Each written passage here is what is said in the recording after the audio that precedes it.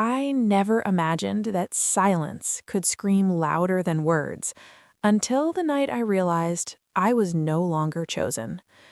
Birthdays are supposed to feel special, even small ones, especially when you're in love. I wasn't asking for diamonds or fancy dinners, just him, his presence, his effort, his honesty. My name is Elena, and this is the story of the day my heart broke quietly and how I walked away louder than any argument ever could. I woke up that morning with a soft smile. I checked my phone. 6:17 a.m. No message. No happy birthday, baby. No missed call. I told myself not to overthink it. He's probably planning something, I thought. I got dressed for work, picked a simple blue dress, the one he once said made my eyes look brighter. I even wore the necklace he gifted me last year. It felt symbolic, hopeful. At 9:43 a.m., my phone buzzed. Happy birthday. Busy day today. We'll talk later. That was it. No heart emoji, no excitement, no mention of plans. Still, I smiled. I always smiled. I had learned how. We had been together for 3 years. 3 years of loving a man named Ryan, charming, ambitious, emotionally distant when it mattered most. And there was always one shadow in our relationship, his ex, Sophia. He never hid her existence. In fact, he talked about her too comfortably. We're just friends. We ended on good terms. You don't need to worry. I tried not to. Around 6:30 p.m., I finished work and waited. No call. No message. I decided to stop by his apartment. I wasn't angry, just confused. Maybe we'd celebrate late. Maybe there was a surprise. When I reached his building, I saw something that made my chest tighten. His car wasn't there. I called him. Straight to voicemail. That's when my phone buzzed. Not from him, but from Lena, a mutual friend. Hey, I didn't know you weren't with Ryan tonight. My stomach dropped. I typed back slowly. Why would I be? 3 dots appeared, disappeared. Then the message came. I just saw him at Bella Rosa with Sophia. They look close. Bella Rosa, my favorite restaurant, the one I once told him I wanted to visit on my birthday. I didn't cry. I didn't scream. I didn't even reply. I opened Instagram, and there it was, a story he didn't even bother to hide. A candlelit table, 2 wine glasses, and her laugh, the laugh I had heard him describe before.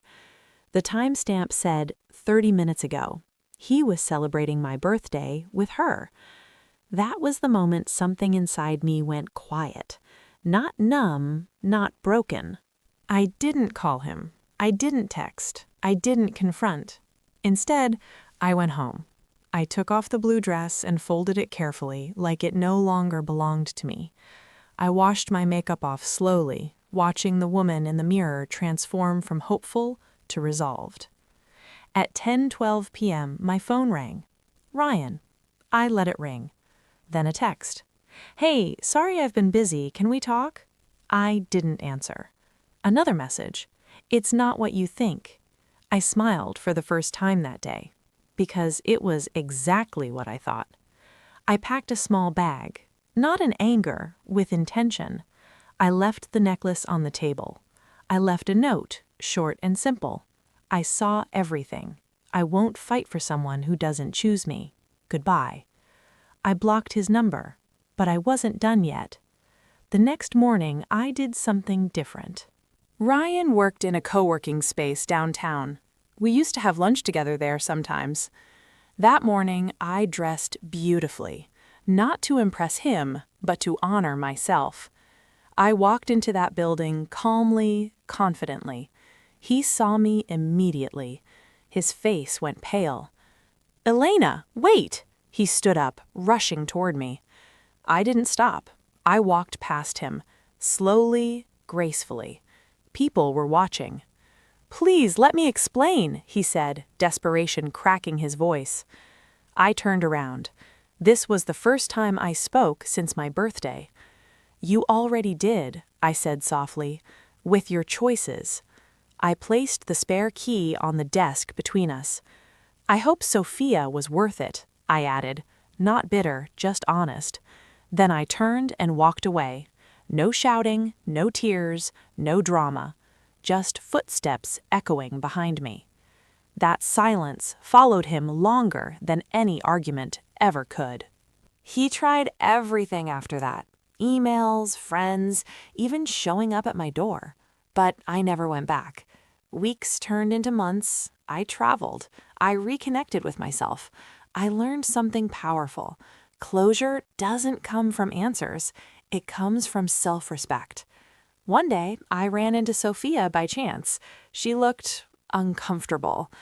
"He never told me it was your birthday," she said quietly. I smiled. "He didn't need to," I replied. "I already know who he is." And for the first time, I truly meant it. Today, I celebrate my birthdays differently, not waiting for someone else to make me feel special, because the moment I walked away, I finally chose myself.